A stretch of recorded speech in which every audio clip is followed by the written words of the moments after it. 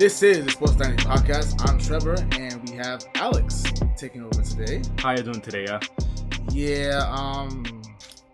We're literally recording right after the New England Patriots game, and we just lost. So we're not very happy right now, but we're gonna give you definitely not. Definitely Juan's not happy, and in no way in position to record right now with us. So be me and Alex today. Yeah, I'm subbing in for him today.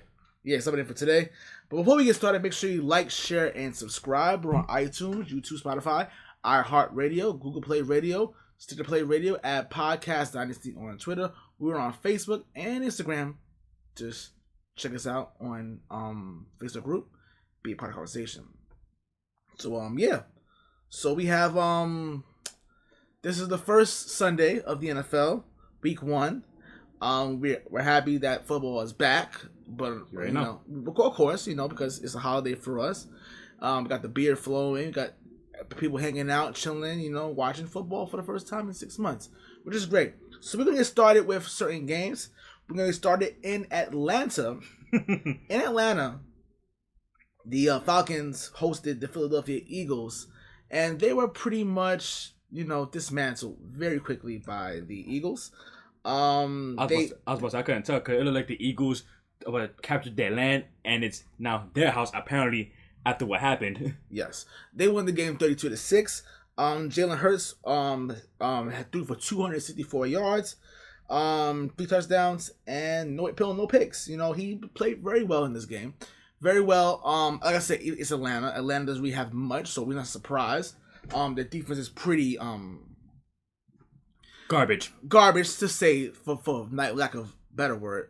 I wanted to say something else, but we can't say that. But Jalen Hurts played well against a really bad Atlanta team, who I think will be really garbage. He threw for nearly 80%. Yeah, he was very, very efficient today. Matt Ryan, did the best he could. I mean, who's he throwing it to? Kyle Pitts. Yeah, I mean, he only threw for 164 yards. And how many receptions and yards did Kyle Pitts get today? I mean, not much, honestly. The leader receiving for the Falcons was Calvin Ridley with 51. So, it's unfortunate for them because they got destroyed in Atlanta, at home. So, and mind you, almost all of his receptions and yards came in that first drive. With 3 for 36 in the beginning, and that's it. After that, have done nothing else since then because then there's only so much that Matt Ryan can do it. It's true. It's only so much he can do right now. It's a good win for Philadelphia and Jalen Hurts because it's his first win at the start of the season. It's definitely what they needed. I predicted they would win this game anyway. But it was definitely needed for them. So good for them. Philadelphia wins that game. Next game we head to Western New York, Buffalo. Buffalo Bills hosted the Pittsburgh Steelers. And ironically, they lost. And upset win for the Steelers. After the opening kick return for Isaiah McKenzie, they really couldn't do much today. Not at all. A lot of fumbles by Josh Allen. Both defenses played very well, but it was the Pittsburgh Steelers were able to pull through. And at the end of the day, like I said, Josh Allen had 270 yards. He threw 51 times, but he fumbled the ball twice. The thing is like when you have a veteran quarterback like Ben Roethlisberger, you have to put them away quicker. And I know Roethlisberger is at the wrong side of 30 years old, but it's like he knows what to do in these type of situations. Mm-hmm. And since Pittsburgh Buffalo rather couldn't put him away, Pittsburgh was able to capitalize in the second half and outscore them 23-6 in the second half.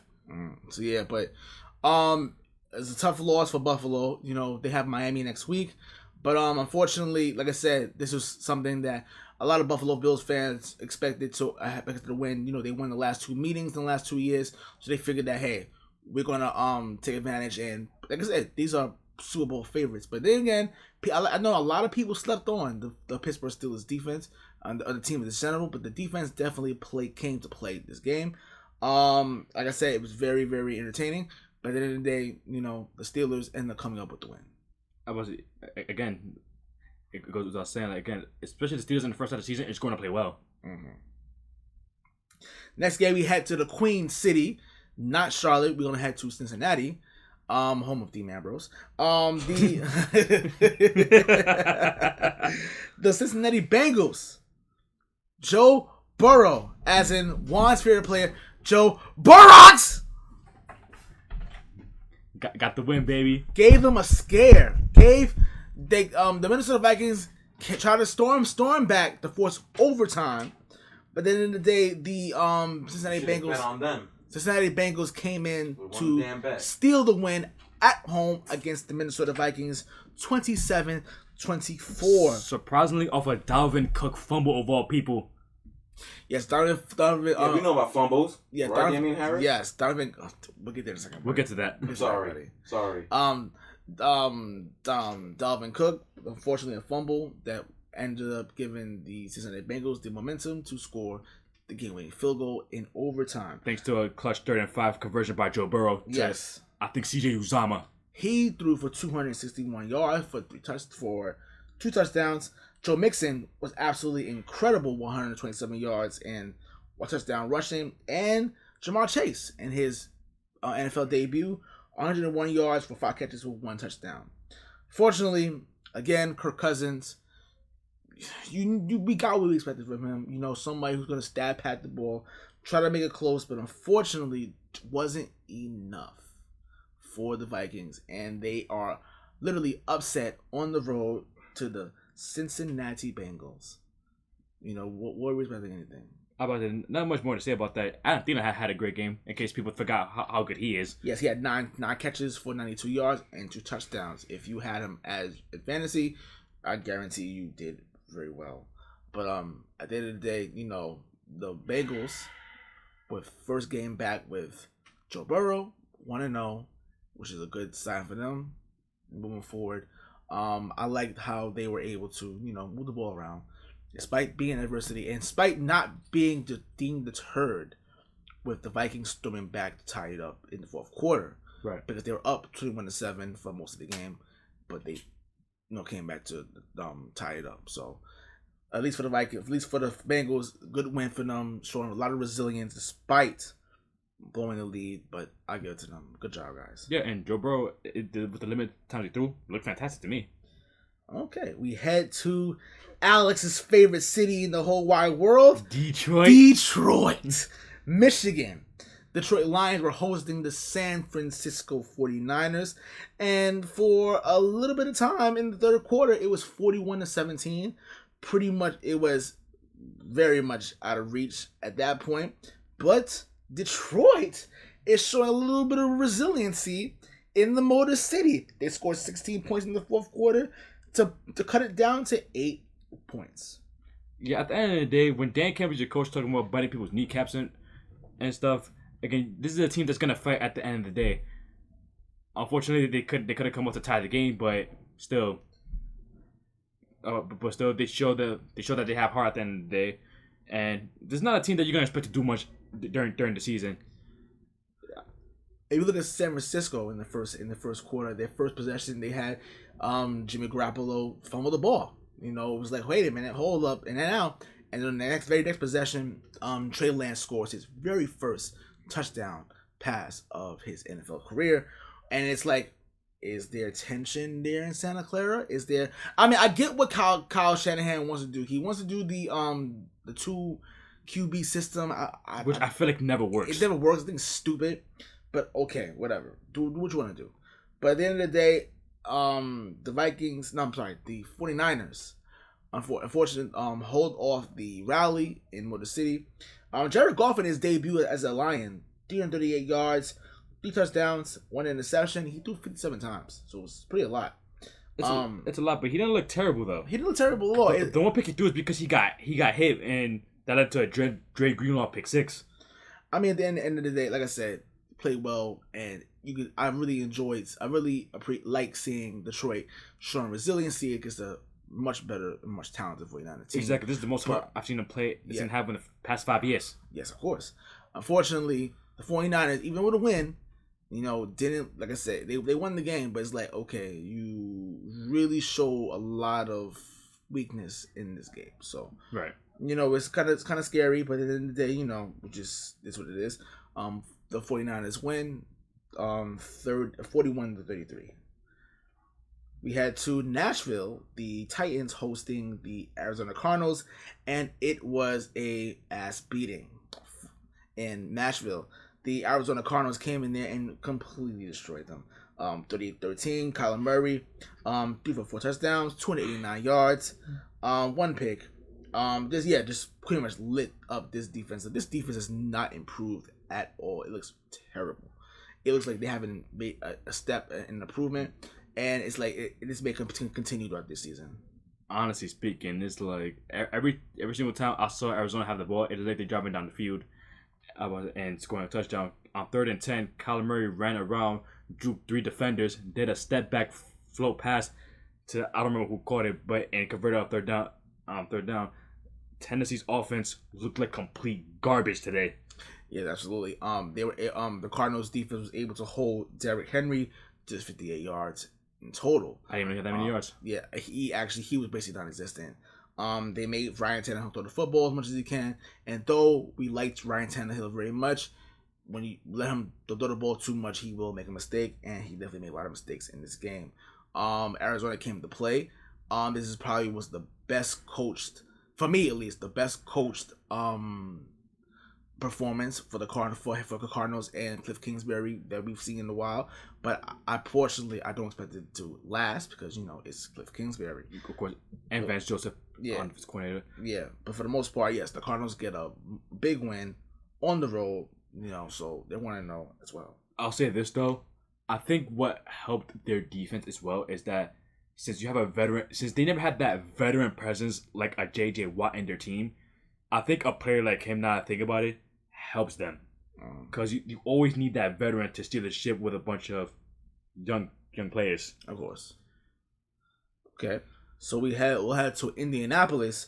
The Colts and the new look Colts. We have Carson Wentz leading the Colts against the Seattle Seahawks, but the Seattle Seahawks win this game 28-16. It was pretty much over by the second quarter. There are people in our Facebook group who said that Russell Wilson wasn't a top 10 QB. I wonder who that was. If you're listening, you know who we're talking about. And you know we're talking about you. And I don't understand that at all. I don't understand at all. I mean, he was pretty much dominant. Very, very dominant for the Seahawks. Russell Wilson threw for 254 yards, 4 touchdowns. For the most part, yeah. He's a box standard Russell Wilson game. Yeah. Especially in September. He did what he did. I like how he was able to move in the pocket. He was able to make plays, especially with a pretty decent Indianapolis Colts defense. He was able to carve them up very early, but we're not surprised because it's Russell Wilson in September. We're not surprised at all whatsoever. So, what do you think about that one? I'll say it was more so in the first half. Because in the second half, the Colts were getting their stops. They forced a turnover on Chris Carson, who fumbled the ball, recovered it. It's just the fact that the Colts just couldn't score any points. And maybe it was because what you and Juan alluded earlier is because of the fact that the Colts just doesn't have any playmakers at wide receiver. It's very possible that's the case. But it's like they couldn't convert on any of the stops that the Colts were able to get. And that led to a DK Metcalf dagger in the fourth quarter. Tyler Lockett played amazing in this game. 4 received receptions for 100 yards and 2 scores. He was absolutely on fire today. If you have him in fantasy, I know you're happy right now. Russell Wilson, again, there are people in our group, who feels that he's not a top 10 quarterback, and you are ridiculously mental. Wow. Yeah, he's definitely a top 3 quarterback, and he ain't 3 to me. He's not 3 to me. Yeah, he's not 3 to me either. He's number 2 in my honest opinion. But that's neither here nor there. Seattle wins this game 28-16. They want to know. We head to the nation's capital, our nation's capital, the Washington football team hosting the Los Angeles Chargers. Justin Herbert, he's looking like he's the real deal here. He was good. I won't say great, but he was good because he still made some mistakes, especially that interception he threw to William Jackson. I believe it was him, if I'm not mistaken, near the red zone when they were down by 3. Luckily, he got the game-winning touchdown to Mike Williams, so no harm, no foul at the end of the day. Yes. Ryan Fitzpatrick was injured due to a hip injury. And Tyler Henneke finished with 122 yards, 11-15 for 1 touchdown. Justin Herbert, 337 yards. played very well, very very manageable. Was able to, and the defense helped to secure the victory for the Los Angeles Chargers. Yeah. So other than that, it was a very decent game, back and forth game. Both defenses came a little defensive slugfest, but at the end of the day, they made plays to, put us out there. What I was impressed with the most during the game was because Herbert actually has some clean pockets for most of the game, especially since an established front that is the Washington football team. That's very impressive, and that actually might be scary for some teams moving forward. Yes. Especially since they play the Cowboys next week, whose defense is never going to be worse than the football teams. Well, again, like I said, it was a good one for the Chargers. Right. And they'll be tested against the Cowboys, who did play very decent against the Tampa Bay Buccaneers. Their defense did hold their own, but at the end of the day, there's still a lot of holes in there alone. So let's see how they match up with them next week. Right. We had the Charlotte, North Carolina, the real Queen City. The Carolina Panthers hosted the New York Jets. Sam Darnold playing as his former team. And for the most part, he looked very, very well. 279 yards with 1 touchdown, 24-35, and a touchdown with also a former Jet, Robbie Anderson. So therefore, they played very well. For Zach Wilson, in the first half, he looked very, very uncomfortable. I mean, I expected that he's a rookie quarterback, trying to get adjusted to real life NFL lifestyle, the way how the game is moving. But on the second half, he played very well. They ended up scoring 14 points in the second half after being shut out in the first half. But unfortunately, it wasn't enough. But for the most part, yes, the Christian McCaffrey with 98 yards rushing. We expect that from him. Right. Carolina getting the win there, but I was very impressed how the Jets played in the second half. Mostly former old Jets teams, past Jets teams, were pretty much just lay down and just die. Pretty much. Yeah, but they show some heart here. I do like how the team plays for Robert Saleh. I do like how they play for him. But this is a step in the right direction. But it's just a game that could went either way because they did try to fight back there. But Carolina, was the better team in this game, and they move forward. The Jets come back home. They play the Patriots, which we'll get to in a second. Right. Carolina with the win, and it was pretty good there. Yeah, honestly speaking, if I'm a Panthers fan, I'll still feel a little uneasy at the fact that they only scored 19 points.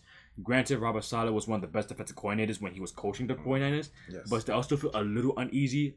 But at the end of the day, you want to know, got the win. That's all that matters. That's what matters. At the end of the day. So, and they pay the Saints, who's feeling hot, but we'll get to that. Yes.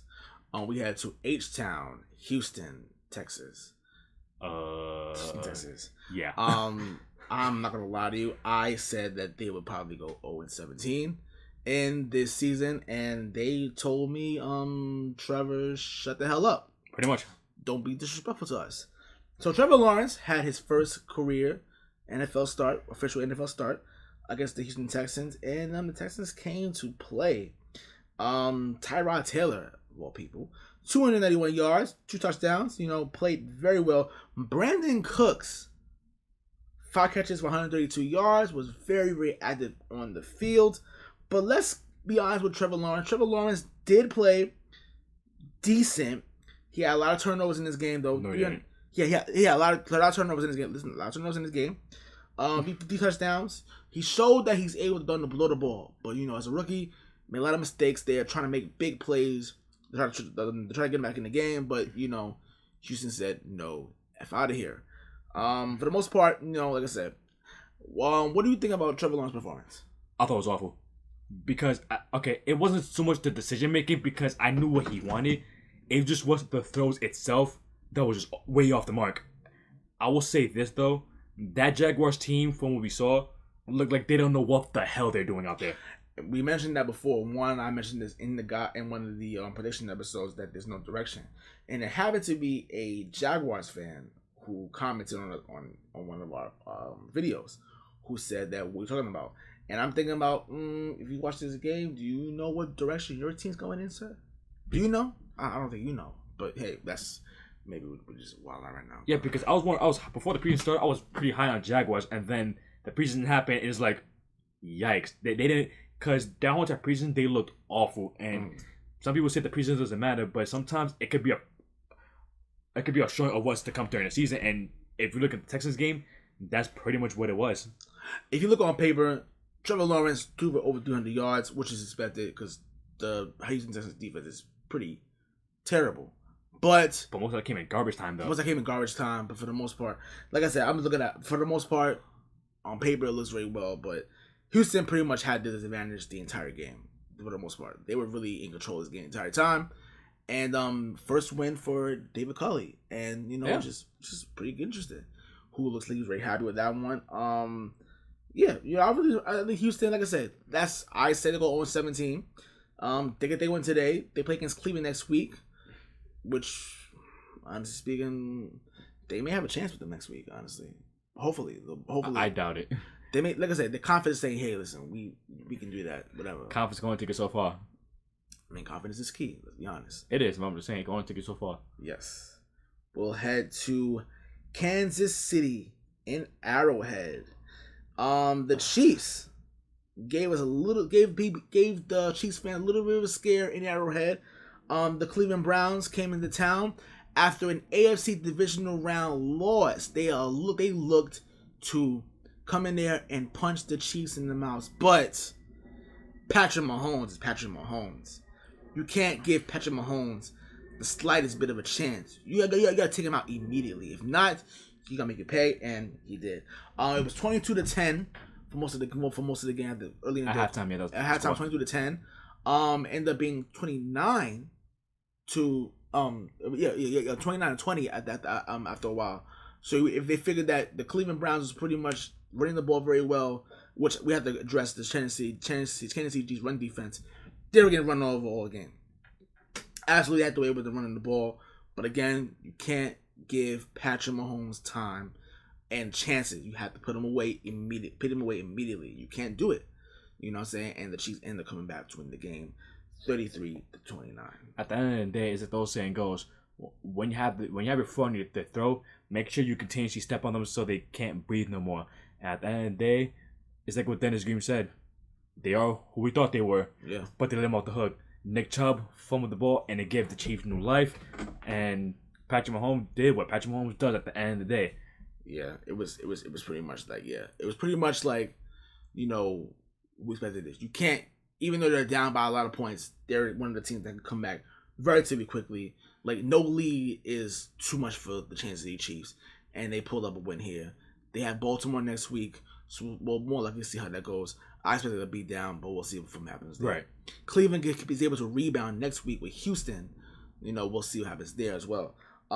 It was pretty much just game of wits. That I felt that Baker Mayfield, for the most part, even though he couldn't score a touchdown pass, he do pretty relatively well. It was just, like I said, the turnovers for them pretty much really killed them in this game. Not being able to capitalize and put Kansas City away, and unfortunately able to capitalize on that. Yeah, the turnovers pretty much came at the most inopportune times, with the 5-point lead with the Nick Chubb fumble, and then in the final drive with the Baker Mayfield interception to lose the game. It just, at the end of the day, is like, when it comes to Kansas City, you have to make sure you step on your throat. The defense isn't really good, but they make plays when they need to. Yes. So we had to, I would say the Big Easy, New Orleans, but it actually was in Jacksonville. So the Saints, with Jameis Winston, my boy, hosting quotation marks, the Green Bay Packers and Aaron Rodgers. And this was a beating that no one's expected, actually. I was going to say, I swear if you said the Saints was going to win by 5 touchdowns, you're a liar. I did not believe it. Jameis Winston, famous Jameis, put the W up. Yeah, famous, eating W's. That's what he did. You say he was 30 for 30? You said that he wasn't nothing? 5 touchdowns on Green Bay's beam. And 0 interceptions. 0 interceptions, exactly. He was very efficient. 14 for 20, 148 yards, which didn't matter because he was so efficient that he was able to, like I said, the Saints were able to capitalize on a lot of Green Bay mistakes.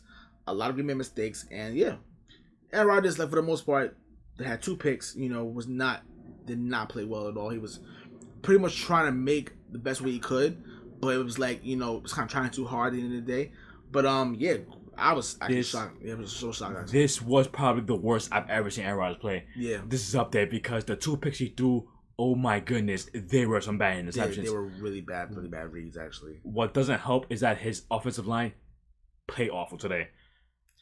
I'll say that much. This wasn't the played really, really bad. But at the end of the day, he doesn't make those he threw. He's not the type of quarterback to throw those type of passes. That's what it's like. I don't want to say he's like checked out or anything, but it's like, is this the future for Green Bay moving forward? I mean, like I said, it's probably a little hiccup. But if you're Jameis Winston, you feel like you're very confident that, hey, listen, a lot of people telling you out saying, yo, is he really the answer here? Whatever, but 5 touchdown passes, you can't get mad at that. How about it? You can't argue with that, baby. You can't argue with that. So other than that, good win for the Saints, and we head to... I will flash his jersey right now. Yes, of course. We'll head to East Rutherford, New Jersey, the Meadowlands, our neck of the woods, the shadow of New York. The Giants hosted the Denver Broncos. The New Jersey Giants. The New Jersey Giants, because they don't play like they play in New York. And they showed it today. Yes, they did.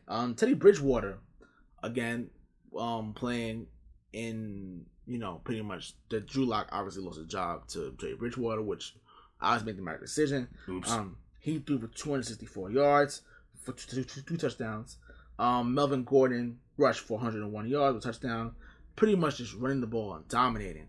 For the New York Giants, I gotta lie to you, it was very, very too conservative for my liking, honestly speaking.